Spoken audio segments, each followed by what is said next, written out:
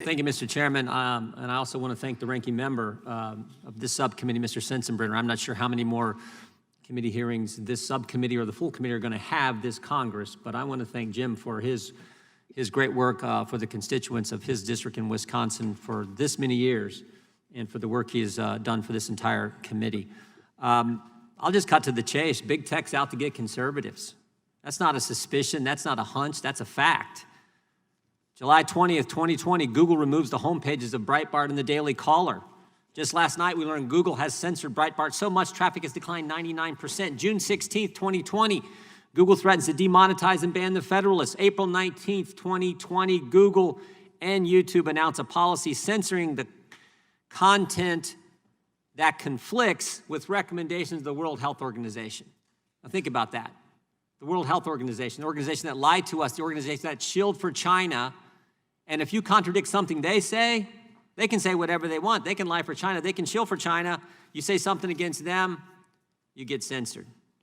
June 29th, 2020, Amazon bans President Trump's account on Twitch after he raises concerns about defunding the police. June 4th, 2020, Amazon bans a book critical of the coronavirus lockdowns written by a conservative commentator. May 27th, 2020, Amazon Smile won't let you give to the Family Research Council and the Alliance Defense Fund, but you can give to Planned Parenthood.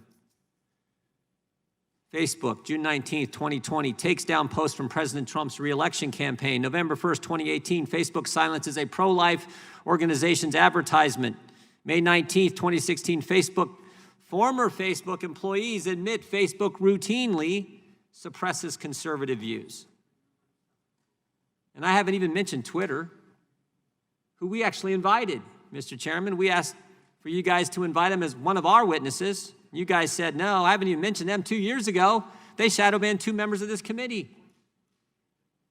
4 members of Congress were shadow banned 2 years ago. 435 in the House, 100 in the Senate, 535, only 4. Only 4. Gates, Meadows, Nunes, Jordan, only 4 get shadow banned. And of course, what did Mr. Dorsey tell us?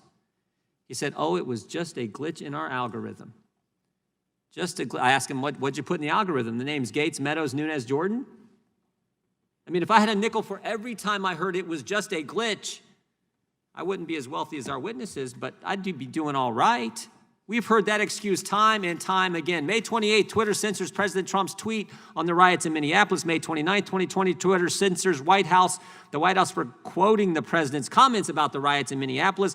June 23rd, 2020, Twitter censors the president again for saying he'll enforce the rule of law against any autonomous zone in Washington, D.C. You can tweet all you want about the autonomous zone that happened in Seattle, but the president tweets that he's not going to have one in Washington, D.C. Nope, you can't do that.